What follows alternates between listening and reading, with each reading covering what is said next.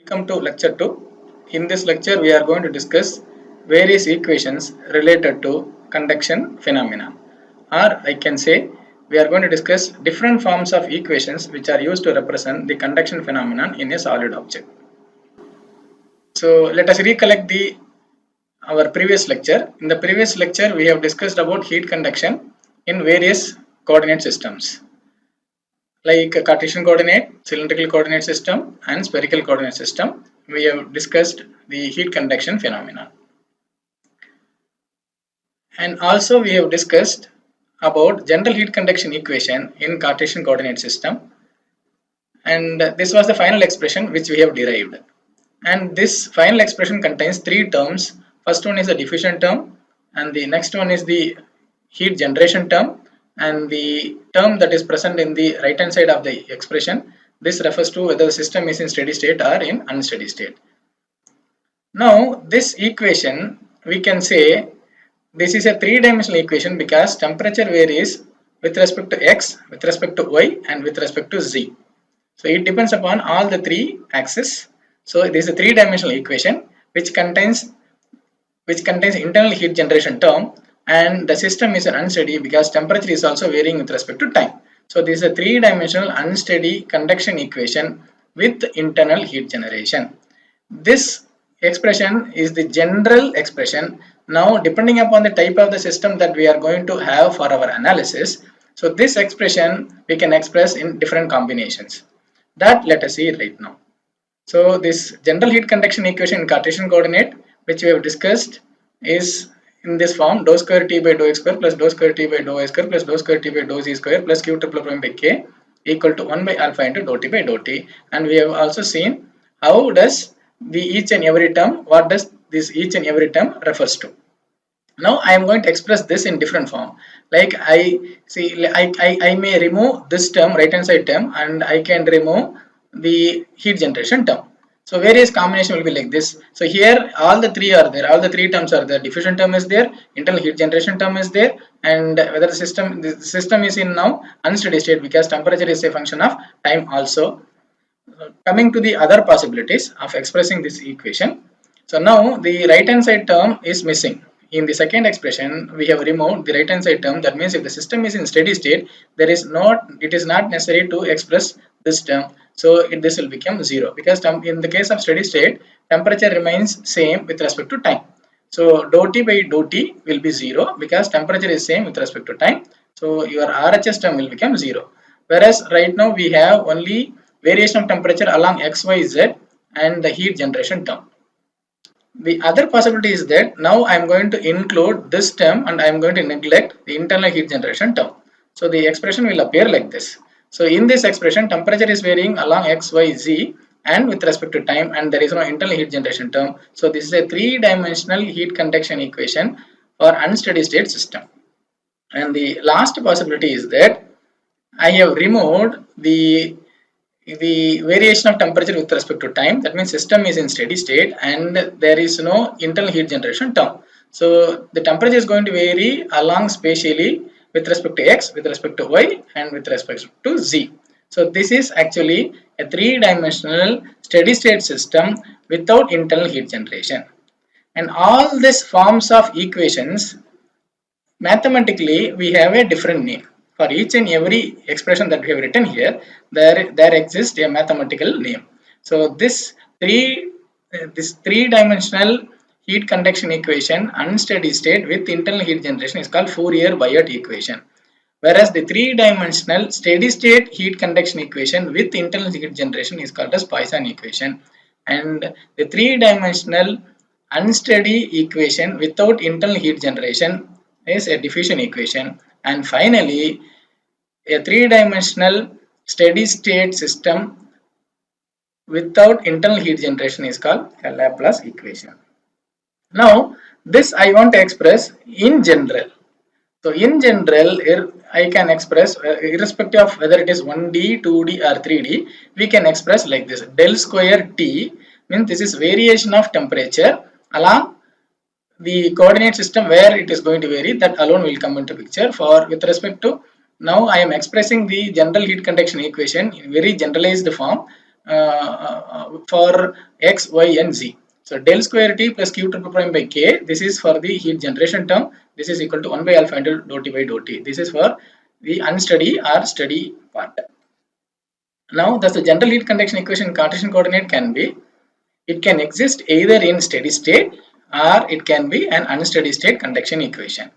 Now, this various possible general heat conduction equations are, the system can be either the system which is under study can be a one-dimensional system, or it can be a two-dimensional system, or it can be a three-dimensional system. So with respect to the dimension, we have three possibilities, and with reference to the heat generation, the system can be with heat generation or without heat generation.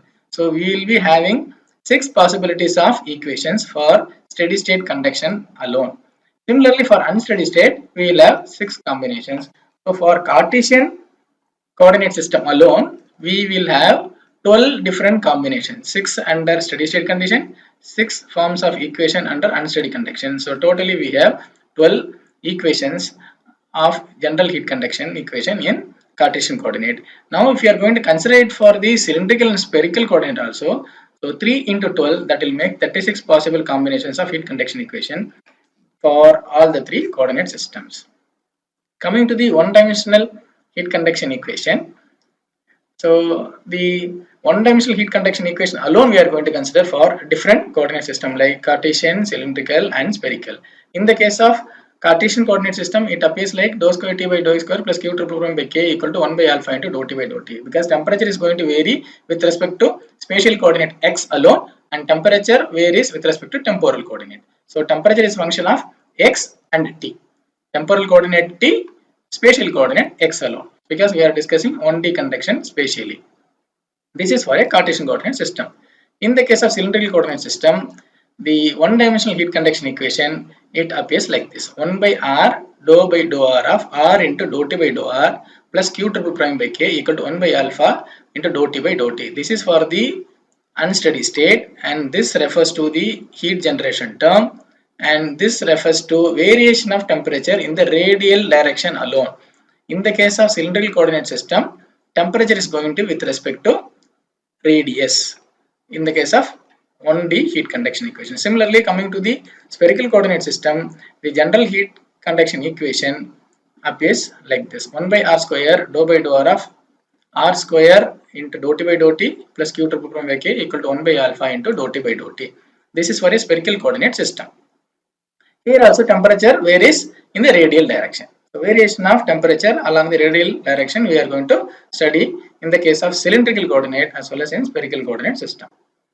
So in general, this 1D conduction equation can be written like this: 1 by r power n.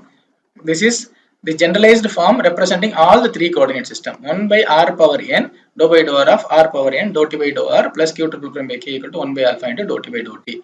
And depending upon the value of n, the coordinate system will vary. Now let us say for n equal to 0, if you replace this value of n as 0, then this term will become 1, and this r power 0 will become 1. So it will appear as dou square t by dou x square plus q triple by k equal to 1 by alpha into dou t by dou t. So which is representing the Cartesian coordinate system. And if we have the value of n equal to 1, then it represents a cylindrical coordinate system. And if the value of n is going to be 2, then it is going to represent the spherical coordinate system. Governing differential equation. So we have to apply the boundary condition and initial condition, because depending upon the degree of the equation, let us say if it is a second order equation. For second order equation, when you solve, you have to integrate this twice. When you integrate twice, we will be getting 2 arbitrary constants, and for getting the values of the 2 arbitrary constants, we require 2 boundary conditions. And if the temperature is also a function of time, then we require initial condition also. So we have to provide boundary condition and initial conditions in order to solve the governing differential equation, which is representing the physical phenomenon of a system, that is heat conduction phenomenon. Okay, so this boundary condition, there are different types of boundary conditions are there. The boundary condition of first kind, which is also called as Dirichlet's condition, in which the temperature will be known directly. If the temperature surface is known for a domain, let us say for 1D conduction, at at x equal to 0, if the value of temperature is known, then it comes under boundary condition of first kind, which is nothing but Dirichlet condition. And the other possibility is that instead of knowing the temperature directly, the derivative of the temperature with respect to x, that will be known. So that we call it as boundary condition of second kind. Boundary condition of second kind is also called as Newman condition. And in the case, the other possibility is that there will be a relation to know the temperature. So boundary surface is subjected, if it is going to be subjected to convection or radiation, then there will be a relation which exists to determine the temperature at the surface. So this type of boundary condition we call it as Robin condition. And the last one is the fourth boundary condition, the boundary condition of fourth kind, where if you are going to have two different surfaces and which are being placed aside, and if the contact between the two surfaces are perfect, then the temperature at both the surfaces are going to be equal. So this boundary condition is the fourth kind of boundary condition. And so there are totally now 4 different kinds of boundary conditions. So to solve the problem, any one of the boundary condition will be given in the problem, or we will be knowing in order to solve and to determine the temperature at any particular location inside the solid object. And if the system is unsteady, then one more condition is necessary. When time t equal to 0, that is at initial time, what is the temperature of the object, that also should be provided to solve the problem. Thank you.